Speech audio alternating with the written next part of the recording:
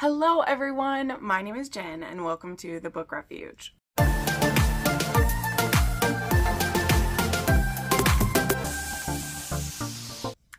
Hi friends, welcome to another weekly wrap up, and today, wow, I think we have 11 or 12 things to go through, so I won't take too much time. I just want to show off that I got a new tumbler. I actually got this at Hobby Lobby, okay, so it's not a Stanley, but I'm not going to pay that much for a tumbler, but I saw this color, this like ombre magenta, and I had to have it, and I glammed it all up with some of my sticker collection. It's so cute. So most of the stickers, like these ones here, are actually from Ginger Snap Bookish Co., who I am actually a rep for. I always have her stuff down in my description. But then I have fun. Like I have my Sophie Lark sticker that I've got. I have a few from book boxes that I've got. This one was a gift from one of my channel members, and it has the cereal tea co. I love it so much. So anyway, that's my drinking vessel for today. But let's go ahead and dive in. First off though, as always, I just want to thank my patrons and my channel members for making this possible for me to do this full time. You guys are amazing. I am always thankful every single day. Let's go ahead and get into these. All right. So the Fanfiction Readathon is still going on right now. This year I had it planned for 16 days. This is how it worked out. We went from November 1st to today is supposed to be the last day of it. And we have a live show wrapping it up tomorrow. So I didn't only read fan fiction, so if you're not interested in fan fiction, don't worry. I have plenty of other books to talk about as well. But for those of you who do read fan fiction and are really enjoying it, let me talk to you about my favorite read for the readathon I read, which was Bloody, Slutty, and Pathetic. And this is by What Murdoch. Now, as I have recently said, I'm no longer like rating my fanfiction, like the fan fictions I read here, just because that's not really the purpose of fan fiction, to be critiqued or read. It's all for enjoyment. So if you don't enjoy it, like that's okay. Just say that you don't and move on. But this was one that if I were to be rating it, it would be very highly, and I do recommend this one. This is one that just finished not too long ago. And I'd honestly been waiting for it to be done because I had been seeing really good things. The artwork for it was amazing. And this one, there's a very interesting relationship with Hermione and Draco in this one. It is a marriage law situation. So it's a forced marriage by the government is basically how this one goes. And they are supposed to produce some new wizards for everyone, right? And in this case, in this one, Hermione's very much against this. She usually is in a lot of the marriage law. And in part of the marriage contract, she must live at Malfoy Manor, and any kids they have will become heirs to the Malfoy fortune. And it's very interesting when they are negotiating in the beginning. They actually have some time to negotiate before the ceremony happens. And it's very funny because Hermione's expecting all these really difficult things to be in it, but no. Probably the most difficult one though is that neither of them can cheat and neither of them can hurt each other. If they hurt each other, the pain is like redoubled onto you. So, you know, so there can't be any like abuse in the relationship. And again, that means though, if you intend pain, and that will become important as we go as well. But there's also, as I said, neither of them can cheat. And so there's all these rules get put into place. And this Hermione is like very combative. Like she is so against this. And this Draco, he is conniving, but he's also a very self-loathing character. Now, he doesn't do it in a mopey way. Like, it's funny too because he's actually pretty obsessed with Hermione. So he really wants her, and he is already like, there's lots of scenes where he's like pleasuring himself thinking about her and her calling him like names. So he very much wants to be like degraded and things like that. But it's also not written in a way where he's like, it's not like he's this complete sub who just wants to be like walked all over. But because of some of his self-loathing, he really wants her to like do those things to him. So a good part of this book, or this fic, is of him dreaming about that happening.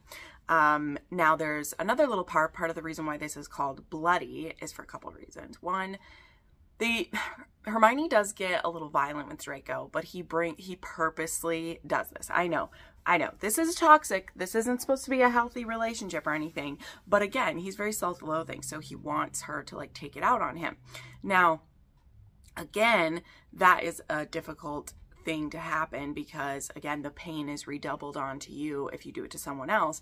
But something that I think Hermione notices when he does push her so far and she will like lash out at him, she's not getting hurt back, which, what did I say? If the person wants it, you know, it's all about intent. Like if the intent is to hurt and the person doesn't want the hurt, you're not going to feel it, right? So it's a bit like that. Now, the other part why this is called bloody, besides there being some violence from her to him, let me be clear. It's one-way violence in here, and he like wants her to do it, okay? I know, hard to explain that to people. This may not be the fic for you if you don't want to see that type of complex relationship. There is also a good amount of humor in this too, so it's not that it's a light thing, but it's also not the most depressing of the fics. Now, in this one, the mudblood injury that Hermione has, right, that usually always shows up in a fic, it is a curse as well. So it's not just the scarring that Bellatrix did, but it actually is like this necrotic spell. And so Hermione is slowly like, it's literally eating away at her. And they've been able to like slow it down a little bit, but it hasn't gone away. Now, this is part of the reason too, and I thought this was very clever. Part of the reason Hermione is like always on edge and very close to violence at all time is she's in pain all the time. We all know, well, maybe not everyone, but I specifically know this from my injury I had last month to my back. Is like when you are constantly in pain, it's very difficult for you to be kind, for you to think through everything you do. Sometimes you just get irrational because of the level of pain that you're in. So that's part of Hermione's character that's built in. And then also she's just very angry to be forced to live in the Malfoy home where this torture happened to her. And she also just thinks that, you know, there's just a lot going on for her. There is one of the times when Draco makes her snap that she gets some of his blood on her. And we discover that when his blood gets put on this, it heals it. Doesn't heal it forever, but anytime that they put the black blood, which that's from the line, it's a black family curse, every time that's put on her, it heals it and it'll like reset. And then if she goes too long without more of his blood being put on it, then it will start to hurt again. Now, yeah, that's all I want to say, but I will say something else too. So part of what Hermione puts in their negotiations is that she doesn't want to be bothered about having a kid for the first 5 years of them being together. She's like, I know part of this thing is we're going to have to do that, but she's like, I'm going to be taking human birth control and stuff, and we're not even going to be having sex for the first like 5 years or whatever. That's what she thinks, but she also puts that forward. But one of the things that I thought was interesting is that if Hermione were to have an heir, and this is something Draco figures out, but he doesn't bring it up to her because he knows that she's going to think he's only saying it because he wants an heir, which again, he does, but he's fine waiting 5 years. Like, he's okay with it. But he knows that if she were to be carrying my child, which would be a black family heir, she would have black blood in her, which would heal the curse. That's what he believes anyway. So anyway, those are just some parts of it. This is a pretty decent sized fic. I think it works out to, it's 1,126 pages is what my Kindle says. But it is under 200,000 words.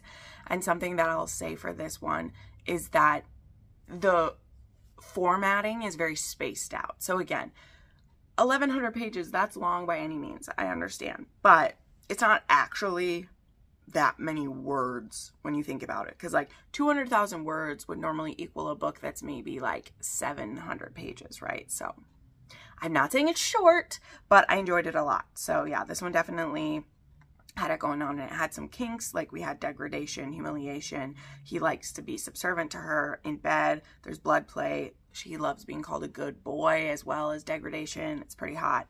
And then the side note, I forgot to mention this. One of the honestly best parts of this book is because there is a very slow burn between Draco and Hermione. There's lots of animosity on her part. She isn't just going to fall in bed with him right away, no matter how like much the sexual attraction builds. This story has like pretty strong B and C plot lines about Panville, so a Pansy and Neville relationship, and a Charlie and Theo relationship. And honestly, the Pansy and Neville relationship was worth a star all on its own. Like, it was so good, and you get just enough of their relationship to love them. They have a very spicy relationship together. There's some BDSM going on with them too. Pansy really needs cock warming sometimes to calm down. You guys know how I love that. And Charlie and Theo have a bit of a complex relationship in this one, but they end up together through this one as well. This led me to download quite a few more Panville romances that I can't wait to read, because I've heard good things about the Panville fandom. I just hadn't gotten around to reading too many, but this one made me want to read it for sure, for sure. So yeah, trigger warnings, they're all listed when you get the fic, but I think maybe you got some of it from what I've said. There's violence from the heroine to the hero, there's PTSD, there's a festering injury, and there is a lot of blood, so be prepared for the blood. Okay, then I finally got around to The Striker, which was a beast, okay? This was almost 600 pages. It is just shy of 600 pages. Now, I did purchase the audio the day that it came out, and this one was narrated by Shane East and Stella Hunter, and it was in duet style, which is phenomenal. Having Shane East narrating a Anna Huang was just epic. So this is the start of a new series. This is The Gods of the Game, and this was The Striker. So in this one, though, we have Asher Donovan, who, if you read King of Sloth, you met him briefly. He is actually one of the clients of Sloane. She's a PR person, and, you know, she's a PR for a billionaire in that one, and she's also the PR person for Asher. This is also British, so we're taking place in England for this one. And Asher plays for a soccer team, aka, or a football team, aka a soccer team over there. And he is on this team. He likes to street race. He's a bit of an edgy guy, and he has a pretty bud-heading relationship with this character on the team because he was a recent transfer, and it caused a lot of issues. So he has a rival who is Scarlett's brother. So Scarlett will be our heroine in here. And they were rivals during a previous like championship, and her brother cheated. And like, we know it. It's that like we'll talk about it, and I'm sure it will be his issue in his book because the brother will be getting a book next. So there's a lot of animosity between them. And right in the beginning of this book, the coach is like, we are not doing that this season.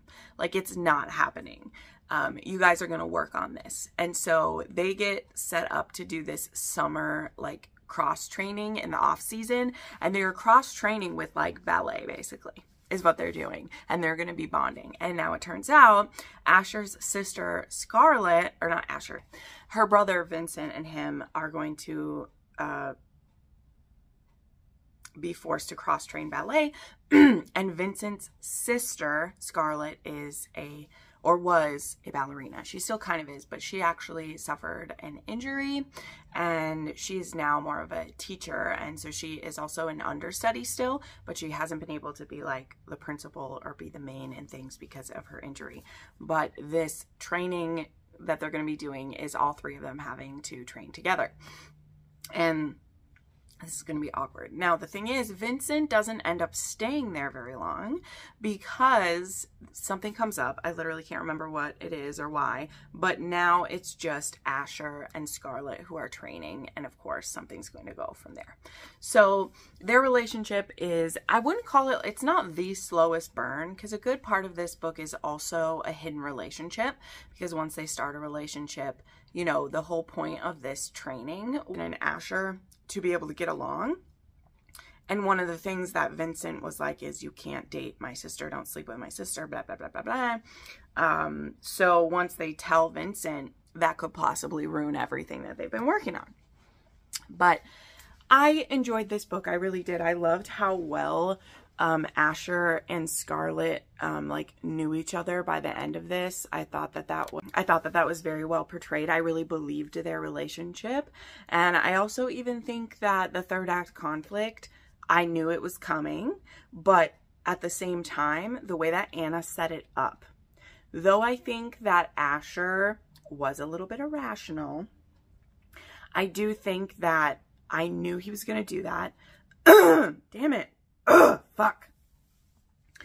I knew he was going to do what he did, and I also kind of understood it when he did it, even if I was still kind of pissed. I like understood why he did it and how it happened. So I thought that was done well. And I also thought that his apology was really good. But one side note, I'm going to put this out there because my friend doesn't make videos anymore. But I was talking with Jessin from Jessin Reads Romance. We still talk all the time. And one of the things she pointed out, and now I can't unsee it. So this is a quick spoiler. But for the third act, like, grovel in this, our hero, as I said, likes to street race. And part of the reason why Scarlett is injured had to do with a car accident. And so she's very like nervous around cars. She's very afraid of accidents happening and things like this. And he knows that. And at different points in this book, he's done so many things to make sure she feels comfortable about it. But part of the third act conflict has to do with the street race. We'll just put it out there. And to prove his like forgiveness, he actually gives away all his fleet of his like fast cars and buys one of the safest cars that exists so that Scarlett will feel safe with him and everything. But the thing that he does with these cars, the way he gives them away, is he gives them to every member of his football team who are also millionaire athletes or close to it. And one of the things that Jessin pointed out, and again, now I can't unsee it. It didn't affect my rating for this book because I'd already rated this book, and I'll tell you what it is in a second. I feel like he could have showed his gratitude better than giving these cars away, including, I believe, like one to her brother. Like, you've just given these fast, dangerous cars to these testosterone-fueled rich men. Why didn't he sell these cars and maybe donate that money to the organization that she, you know, like a charity that she respects? Why did we give rich cars to rich boys? I feel like it was a big missed opportunity. And again, Jessin pointed that out, and as soon as she said it, it just has burrowed into my brain, because I was like, I just feel like that was a big like misstep on Anna's part, because if he would have done that, holy shit. But as it is, why did these rich boys need rich cars that are dangerous cars? And now you've just passed these dangerous cars on to men who are probably going to drive them recklessly, when you could have sold them, got millions of dollars for this fleet of cars, and donated it to maybe a charity that provides dance lessons for less fortunate. Like, she's so big on the charity and stuff like that. So anyway, again, I did not hold that against this book, but it, now that it's in my brain, I can't. It won't go. It won't leave me.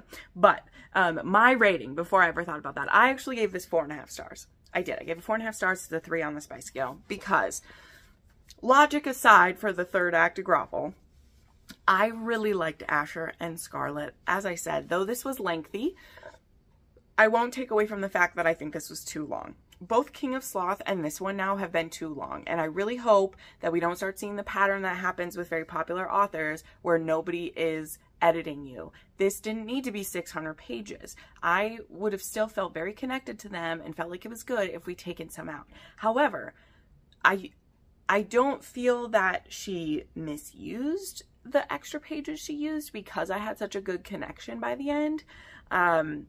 But I still just, it could have been better. This could have been a 6-star read if it had been tightened up more. And that's just something that I fear happens when authors are allowed to just ramble on like this, you know? So it's at a 4.5, 3 on the spice scale, and I'm really looking forward to The Defender. That was only 2 books I talked about. Okay, well, the next one is another fan fiction, though, and I will talk quickly about this one because it was just okay. I read The Fountain, and this was by Sanguis Domina, and this was very interesting because it was a Hermione and Lucius with Severus, okay? Now, it wasn't truly a, like, it wasn't an MMF, and it wasn't a throuple. These two, it begins with Hermione and Lucius are married and have been married for a while. They, you know, they have been. And they have a dom-sub relationship. He's usually been a very, like, exacting dom, and she's been very happy with that. But now, this 5 years into their marriage, it's gotten a little bit boring, as it were, and she realizes that he lets her get away with too much. He's too nice to her, and he's not the strict dom that she wishes she still had. So she goes about playing a little game and waiting for Lucius to catch up. So she spends a whole, like, few days just teasing the fuck out of him and cranking him up tighter and tighter. And the night of, there's actually an event that they hold at Malfoy Manor, she finally gets her dom to snap, okay? And snap he does. So it's gonna get, she's gonna get all the pain that she asked for. It just so happens that Severus is staying at the house. He has actually a whole wing at their house. He's a good friend, right, of Lucius, and he will come and do work there sometimes and, you know, be there and everything.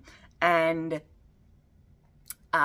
he ends up getting invited into their play. So this was pretty good. I was sad that it wasn't a menage, though. That's actually what I thought it was going to be because of the way that it was listed. It was listed as MMF, and I always forget that fanfiction doesn't really differentiate between if it's MFM or MMF. If they just list whatever, you know, entities are in it. You also need to look for the sword crossing tag if that's what you want. So this one, they're not crossing swords, they are playing together, and it's also just a one-time thing, and I don't really like that either. I wanted a, you know, relationship between the three of them. So it was all right. I ended up, I do recommend it. Sorry, not telling you my rating. I do recommend it. It was like a 4 on the spice scale. There was lots of toys used. There was caning. There was toys, punishments, sharing, primal play, and bratting. So if you like any of those things, this was about, I think it was just around like 200 pages. It wasn't too long. I wanted more. I wanted more. All right, then I read a book that is actually a re-release, but it was new to me, and that is Bride of the Shadow King by Sylvia Mercedes.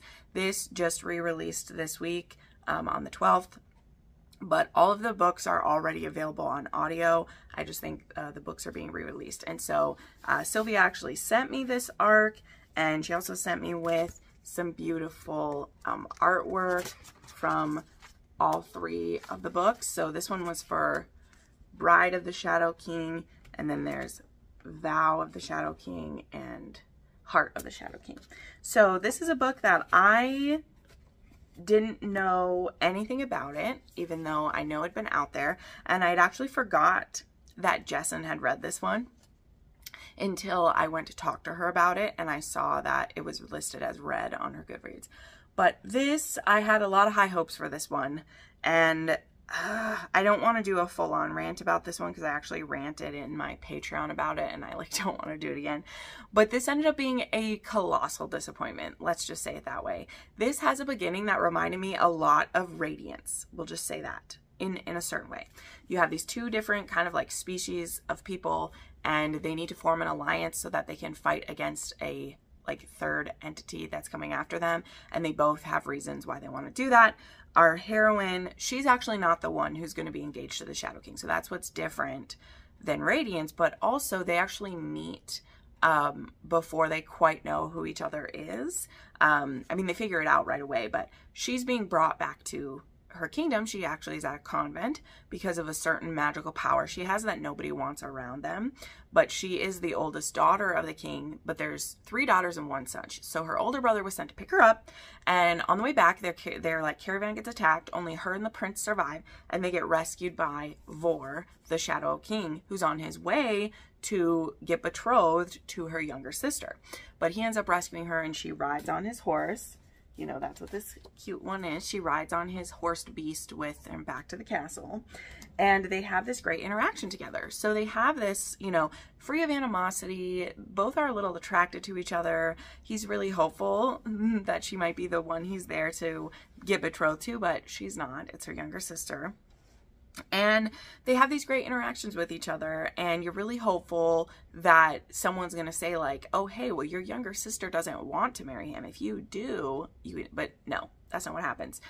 So anyway, my point of comparing it with Radiance was that like 2 different species, some consider the other like ugly, but they have a connection, and there's going to be a marriage involved. Now, again, they're not the ones engaged to each other in the beginning of this. And in my opinion, that's where it leads to just where this goes. Now, to me, it was a colossal disappointment. Does that mean the author made a mistake in what she did? No, not necessarily. And he does get engaged to her sister. And then, you know, not to like spoil everything, but yeah, he's engaged to her sister and something happens and she's forced to take her sister's place, but not to tell the king that she's taken her sister's place. And that leads to some of the most frustrating, bang your head against the wall, slap the characters upside the head, misunderstandings, and hiding things from each other, mostly the heroine from the hero, for the whole second half of this book. It made her extremely unlikable to me. She's listening to things other people are telling her that she doesn't even trust them. And though she hasn't had many interactions with Vor, we like him so much. And so for her to lie to him that way, and again, that's going to be the third act conflict in this one. It's all going to blow up in her face. And we have a cliffhanger waiting for the next one of nobody trusts anyone and we're all fucked, right? Now, that is how trilogies go. I am aware of this, I know, but the issue is the way that the author wrote this. Again, I don't care about the heroine going into it, and I'm also a bit frustrated with the hero that he doesn't see the position that she was put in, and maybe I'm sure that will happen in the coming books. I'm sure, you know, there's 2 more in this, but for me, when you have that, like, there are other ways there that this could have been forced on them, where I don't dislike the heroine so much, right? There needed to be a way to, maybe if you still want it to be where she has to hide this from him, make her more likable throughout it. Because she just seemed really weak and that she was getting pushed over constantly. And I didn't even see like a spark of her defiance or her heart in there, right? It's one thing if she's beaten down and we see that there is opportunity for more, and then when she gets it, she like runs with it.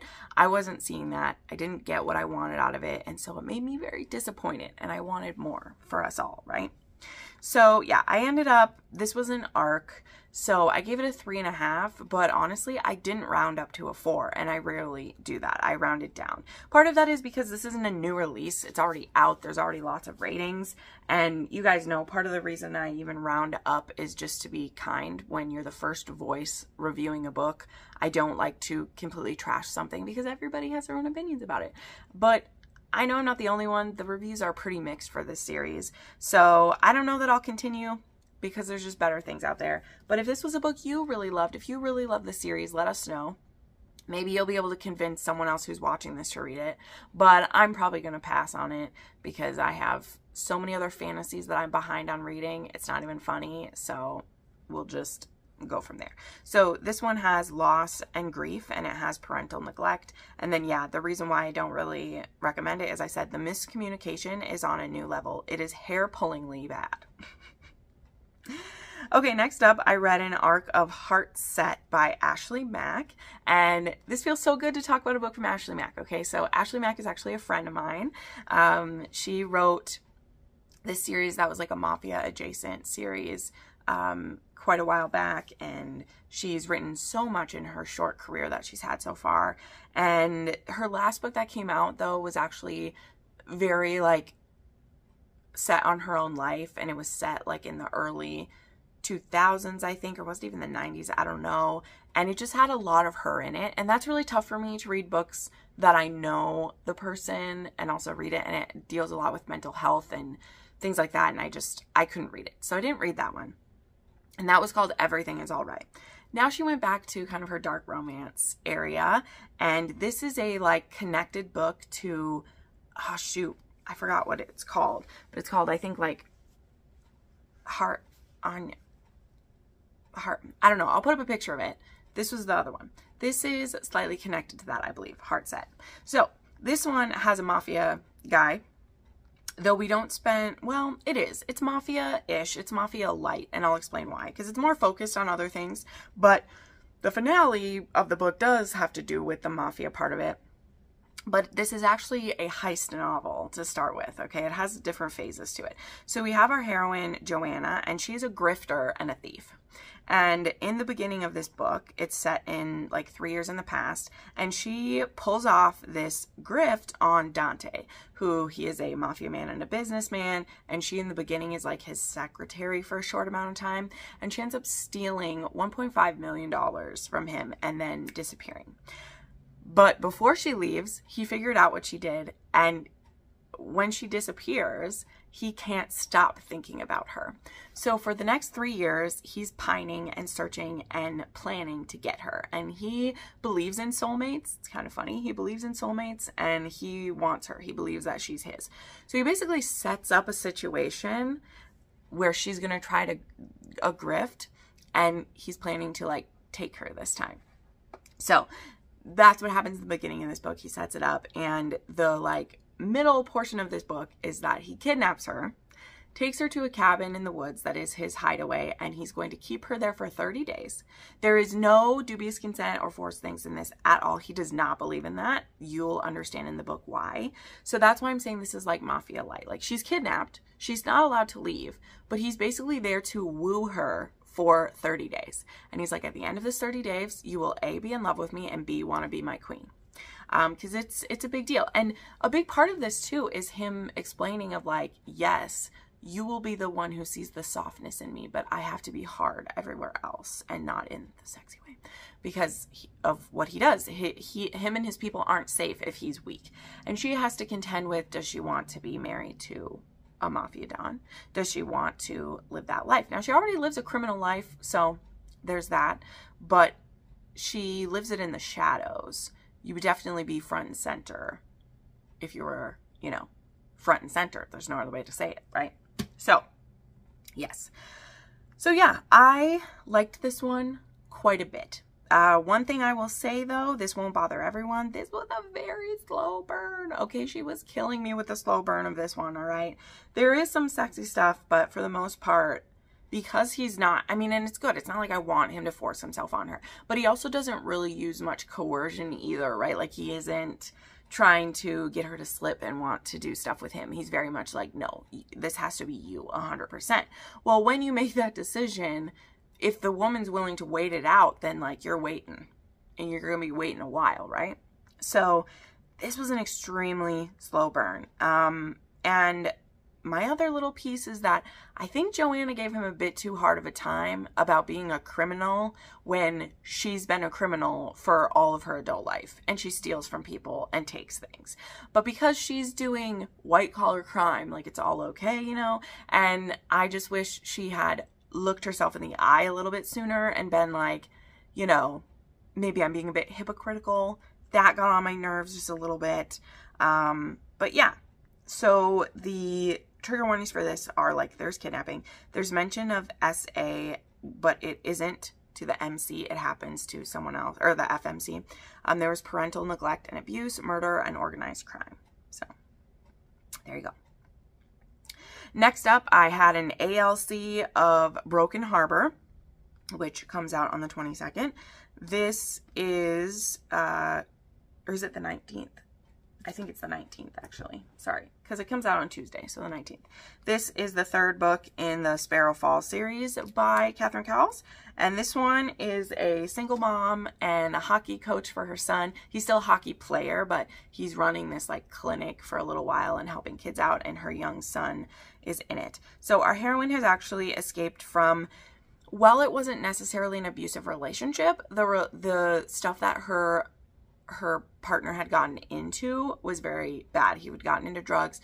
He had actually got addicted to opiates from a sports injury. He used to be an athlete himself, and that led him to getting involved with the mob.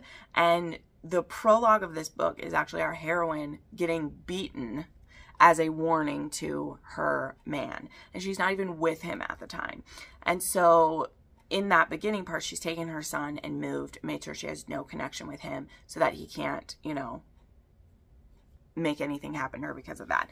But that is part of the suspense element of this, is going to be like she is hiding from that.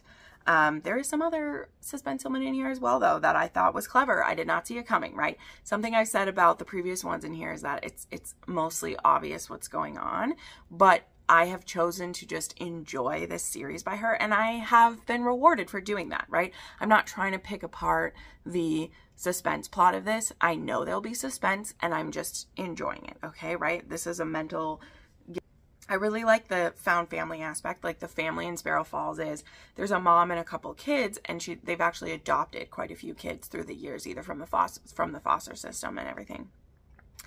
And I believe that Cope, our hero, that he's one of the biological children, and his father and, is it his brother or just his dad? He died in a way that, like, Cope really blames himself for, so he has a bit of daddy issues about that.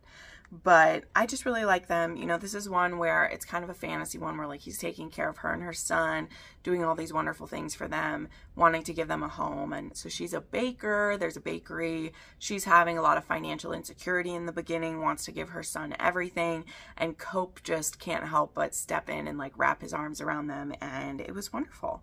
Like, it was great. The audiobook, very good, and yeah, she's very popular for a reason. These are very consumable. They have just enough edge to them. They're sexy, and the heroes are all just over the top wonderful. So I'm very excited for the next couple, which I won't say who it is because she asked us to, like, keep it a secret because they're not advertising it yet, but I think you'll be excited if you've been reading the series. So this one I gave a 4.5 star. It's a 3 on the spice scale, and there are trigger warnings for assault, murder, death of a friend, and violence.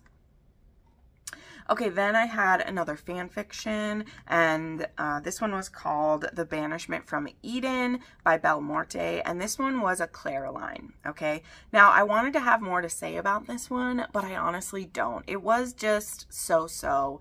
I maybe kind of recommend it. I don't, like, I'm literally torn. I don't know. I didn't hate it, but it also didn't give me what I wanted. This is also one that was listed as explicit, and they didn't have sex until the last 30 pages of the book, and it was pretty mediocre, and I was like, this is explicit? Not sure. But basically how this one sets up is it is as if Caroline was away from Mystic Falls while, like, seasons 1 through 3 happened or so, let's say. The characters are aged up a little bit, and let's say she went to a college out of state, okay? Now she's come back, and everyone else knows about paranormal except for her. And so she's going to now a small college there to, I think, you know, get a master's or do whatever. And her professor is Klaus Michelson, who is still, you know, vampire or a hybrid original and everything. And again, everyone else in town knows who all the supernatural players are. Caroline's the one who has no clue, okay? And so, well, this story follows her as she gets rudely inducted into the paranormal world that's happening all around her, including falling for her professor, who she discovers is a vampire and starts learning everything. So it was just all right. If you want to try one, it wasn't super long. It was only like 160 pages, but it didn't do anything that special, and I definitely know I can find a better Clareline than that one, so I'm going to keep hunting. Okay, now I have 2 books, though, that I'm not going to talk too much about. I'll maybe talk about them in my monthly wrap-up or something, but they're for book club, okay? So I read A Class Apart by Susie Murphy. This is a pick for Rake Appreciation Society, which we have book club on my channel on the 19th at 8 p.m. Central, 7 p.m. Mountain Time, and we'll be talking about A Class Apart and All Through the Night. Those are our 2 picks that we had. And this one, what I will say about it, that just to, like, warn people when they get to it, is that this is a historical romance series, okay? So there is not an HEA at the end of A Class Apart, and I think that will be part of the main discussion that we have, is that we didn't know that, like, straight up. Like, Crystal picked this one because it was one of the freebies she had. We're trying to work through books that neither of us have read the author before, give them a chance and do that. And so none of us looked into it. We just saw there was an audiobook available and that it was an Irish one. We were excited, but very quickly found out, like, this is a, like, trilogy for the main couple. It's a trilogy, and then there's actually 3 more books that are about like their children and their continuing journey. So just a warning for you guys, if you're planning to catch up and read it with us for book club, read it like it's a trilogy, right? Like, know that book 1, you're not going to be satisfied. It does have a cliffhanger. So again, we'll talk about that at book club. But I read A Class Apart and A Class Entwined, because when I finished A Class Apart, I was like, oh dear God, I need to know what happens. And I kept reading. And book 2 has a happy for now, but I am going to read the third one. I'm going to read it real soon because I have feelings. I don't want to tell you all of them, but I enjoyed it. But there's definitely a lot to talk about, and I think people will have a talk. So yeah, this was A Class Apart and A Class Entwined, and they were narrated by Gary Furlong, and he does a fantastic Irish accent, both low and high class, and it was wonderful. But just a like quick thing, this is a romance between the heiress to this home and the stable boy. And they were friends when they were young. And then when she was a teen, she was sent away to live with a family member. And now she's back and she's engaged to I don't know, he's a Viscount or will be a Viscount or whatever he is. And then she meets the stable boy she was friends with and reconnects. And now things get complicated. So yeah, I have so many thoughts about him, but we'll save it. We'll save it for book club. Okay, next up, I had a reread for Patreon. I reread On the Island by Tracy Garvis Graves. Usually I wait till like the end of the month to get through all my Patreons, but I don't want to do that. I try to spread them out. And this was one that someone wanted from me. And I haven't read this book in, I think it was 4 years ago. I actually read it over Christmas. I read it in the car on the way home and I bawled my eyes out, and my parents are like, what's happening? I was like, I'm sorry, I'm going through something right now. I'm going through a moment right now. But this is a book I've recommended often, and so it was nice to actually reread it and make sure I still felt the same way. This to me rides the line of being a romance. Now the romance between TJ and Anna is very important to the story, but I wouldn't even say it reads like women's fiction either. It reads kind of like romantic fiction is what I would say. But I still stand by recommending it because this is a survival story. And we have Anna, who is a 30-year-old English teacher. And she is going to be going on like a summer tropical trip to tutor the 16-year-old TJ because he's behind in school. He actually just was found free of cancer. He had... was it lymphoma? What did he have? I don't know, but he had cancer, and so he's a bit behind in school. And so his parents hire this tutor to stay with him for the summer and do that. And so TJ and Anna end up taking a small charter flight to the island that they're going to be staying with the family, and the pilot has a heart attack and it goes down. And the crazier part about this is it happens in June of 2001. So something to think of. Something very significant happened in 2001, not too long after they go missing. And where they go missing in the Maldives, there are literally hundreds, 1,200 little islands. And they end up on this small island and they're there for almost 4 years. I'll just tell you that. It does move. It moves very slowly in the beginning. And also he's almost 17, but he's 16 when this starts and she's 30. And so there isn't even a romantic notion between them for many years. And whatever, people will feel how they're going to feel about that. But the way that this author shows the evolution of their relationship, to me, it's completely believable. Even now being 31 and like being the age that Anna is when this happens, I look at it as like, what else was going to happen? They literally rely on each other for survival. They save each other from death multiple times. They're huddling for warmth. They're feeding each other, looking out for each other when they're sick, protecting each other from the dangers of this island. And for all intents and purposes, you're the last man and woman on earth when you're stuck here. So this really, to me, is the thing of like slowly falling in love when you're struggling for survival. All of the ups and downs that you have, you're surviving with one person.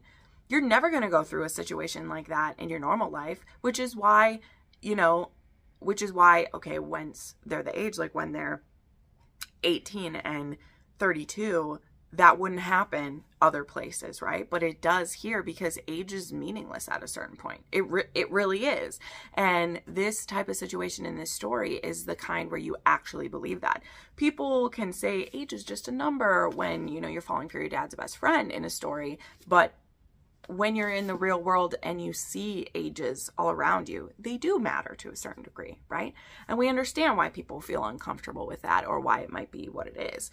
But when it's just you and this man who saves your life, you know, he's not a kid anymore after the things that they've went through. He doesn't look like a kid or act like a kid or seem like a kid. And she's not a teacher anymore.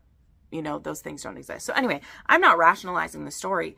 I put it to you, let the author rationalize it to you, because even now being a little bit older and trying to see like, oh, that's right, how did she fall in love with him? Like I wanted to walk through it again and see if I believed it this time like I still did. And I gotta tell you, this book makes me cry too. Oh, this book makes me cry, especially, I'll tell you a scene. There's after they're rescued. Anna finds out some things that she's lost while she was on the island. And that absolutely broke me all over again. The things that Anna's lost while she was on the island is just... But then it's, you know, dealing with once you're back in real life now and you're not the only man and woman on earth, how do you go on? So, okay. Continuing here. So I read Crossing the Lines by S.J. Hooks. Now, if you saw my video I put up on Thursday, did that one go up where I did free use recommendations? One of the recommendations that was on my TBR was Crossing the Lines. And well, I don't 100% think this fits free use. It does fit the like, you're here to serve me however I want style of it. So there's that. But this one is a single mom named Abigail, and she ends up, through some interesting situations, basically becoming a mistress for this man named Simon. He doesn't want to have any commitments. He's a billionaire who's very like solitary at this point in his life, and he hires her for a single night to be with him and do what he wants. He wants someone to be kind of submissive. He also likes when a woman will like cook and take care of him. So honestly, he like hires her to act like a wife, like a homemaking wife when he gets home. And she gets paid really well to do this. She has a young son who's 4 to take care of. And so being treated well by this rich man is not a hardship for her. Now, early on in the book, though, she ends up getting robbed. Her place gets broken into and things get stolen. And everything she's been saving while being an escort to this man, she loses it. And he finds out about this and he's like, you know what? I want to, I mean, he doesn't say the words, but he does. He's basically saying like, I'll make you my live-in mistress. I don't have, you know, he doesn't have a wife to be cheating on or anything like that, but it will look odd possibly to some people. But he moves her and her son into his home. And the way it works is she's like, I don't always have a perfect like time where I can be available. Like I am still like a mom and I want to be what you want me to be because you're paying me to be here. But so they come up with this balance to where he's like, from the time he goes to bed until midnight every night, you'll be mine. And all the rest of the time you'll be like a worker in my home. Like she does do like the laundry and cooks for him and things like that. So it's a very interesting scenario. This was written a little while ago, and also something I noticed, this author, maybe they have a pen name. That's always the case. That can be when an author only has a few books. But from what I could see, this author has only written 3 books. There's 2 that are in a series, and then this one as a standalone, and that's all that I could find. And this was written quite a while ago, and there's been no more activity from this author. And you know what? That happened with The Escort's Tale as well, which I loved, and there's no other books from that author. But this was pretty good. I enjoyed it a lot. I will say it was a bit long for me. It really drug out, and it was quite angsty that I wasn't expecting it to be. So this did have some angst and some heart to it. I will say that, and that was sweet to see. But it also just drug on too long, and I was a bit bored by the end. I was skimming to get to the HEA. I was like, okay, I got it. You have issues, blah, blah, blah, blah, blah. And also the amount of shit that this woman goes through is like so much. Like, it's so heavy that it was just a lot to handle. Now, I know this is very moving for someone. I already had someone reach out to me and say like, oh, you got to read this one. And I was like, I am reading it. Like, I started it pretty much right after I filmed that video, and I just finished it the other day, and it's really hot. It's really hot. It's really good. It does have the good kinks in it. And it just wasn't everything that I wanted it to be. So I did give this one 4 stars. I still will continue to recommend it for kinky wise, because it definitely has that, but it did have much more emotion than I was expecting. So for kinky wise, like I said, I would call this a service sub, but you'll see through the book, it kind of evolves. There's a bit of like a homemaker kink that he has. There's some spanking and role play. So there's those things going on. But then for trigger warnings, and they're quite a lot. And because, I'm just telling you, because this was written so long ago, there aren't any trigger warnings written anywhere. So I'm going to tell you what they are, even though they are spoilers, okay? So there is death of a wife and child happened in the past. There's PTSD, there's estranged parent relationships, there's robbery and financial insecurity all happen in this one. So I enjoyed it a lot. I wasn't as emotionally moved as I think some people were, or as much as I wanted to be, but it was still very well done. Okay, and then the final book that I finished was Butcher by Kimberly Knight and Rachel Lynn Adams. And this is an arc. This one comes out on the 22nd, I believe. And this one was one that it was a complete random, although I did discover I have read a Kimberly Knight before. And I'm glad I didn't remember who Kimberly Knight was, because I would not have read this book. And I did like this. I liked a good amount of it. So Kimberly Knight actually wrote Amore. And if you'll remember, in 2023, me and my friend Jackie tried to do this series where it was like the ABCs of love, and there was a series of 26 books that these authors did, blah, blah, blah. And Amore was the first one, and I didn't care for it at all. Like, it wasn't well written at all. So I'm glad I didn't recognize who Kimberly Knight was, because I might not have done it. But I picked this one from the author agency as a random one because it was an MMF, and it is a spin-off from a series, but it is like a standalone. And I want to read more MMFs and MMs, and so this was one that I picked. And this is a hockey romance, and it is a bi-awakening for one character, and this is also the first menage that any of them have been in. And it starts at the wedding of one of their friends. These 3 end up having a threesome. Now, there isn't any sword crossing in this experience, but it does get the one guy who thought he was straight to notice his teammate. His teammate is already bisexual, so he feels kind of safe, like, exploring things with them. And so what I loved well about this is how well they communicated together, when they all said that they liked each other, when they said they wanted to experiment more, when they wanted to move it into a more serious relationship. All of those things were communicated very well. I was really enjoying it.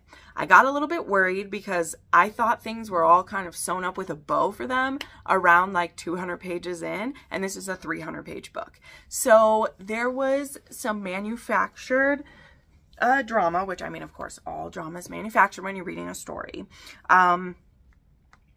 But it just drug the story on further than it needed to go.